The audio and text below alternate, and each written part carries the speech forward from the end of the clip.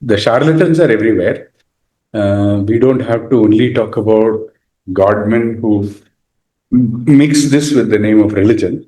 For instance, the commercial products, right? I mean, we have seen that in the case of Patanjali and the commercialization there. Supreme Court came up with some order about the Patanjali products, but nothing has happened, and Patanjali products continue to be sold, and a variety of them continue to be sold, and they are all advertised as this is a cure for X, Y, and Z, right? Again, now, how is it that they people manage to be fooled by this? For instance, this particular example, whole range of products are being sold under the Patanjali banner. Now, people, it is true that there is a sense of dissatisfaction among people about many cures, about seeking cures, seeking medicine, seeking. Now, it, unfortunately, there may not be any quick and easy fixes for your problems, right? Now, that is where scientific thinking is very important. You understand that certain problems can be easily solved, certain problems cannot be easily solved, or at least we don't know ways to quickly solve them. Then, when charlatan comes along and says, "Here, do this, 3 days, it's over," right? Your problem is solved. 3 months you take this, 3 days at least you can come back and say, "Oh, I didn't get any solution, I didn't improve." 3 months, 150 things can happen in 3 months, right? You tell me to take something for 3 months, and then the chances that I'll come back to you and complain to you that 3 months nothing has happened. Also, there is also placebo effect.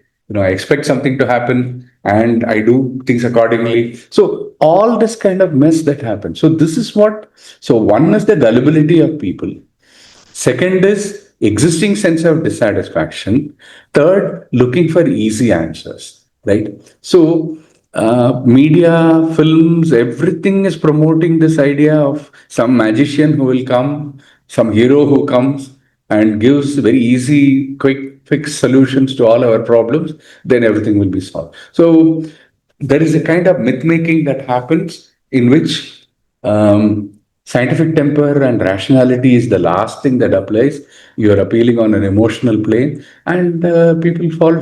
There are many traps that are there for you, and people fall for that. I would say this is the major thing, and the other thing is that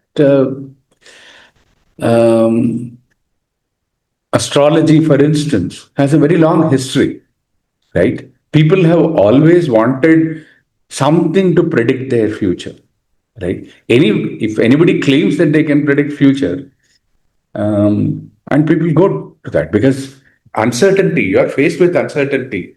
You want somebody to give you some certainty, some hope, or some way. You go. Now, again, there is nobody going to verify whether, people will only say this thing came true.